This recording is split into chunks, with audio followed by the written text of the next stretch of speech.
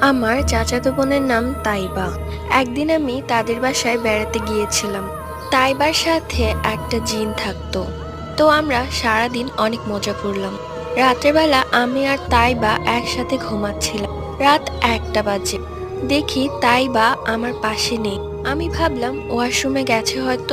অনেকক্ষণ হয়ে গেছে, তাইবা আসে না। আমি ওয়াশরুমে গিয়ে দেখি তাইবা নেই।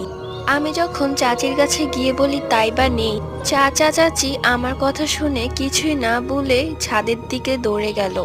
আমিও তাদের পিছে পিছে গেলাম। গিয়ে দেখি আমার বোন ছাদের থেকে লাফ দিতেই যাবে, তখন চাচা গিয়ে ওকে ধরে।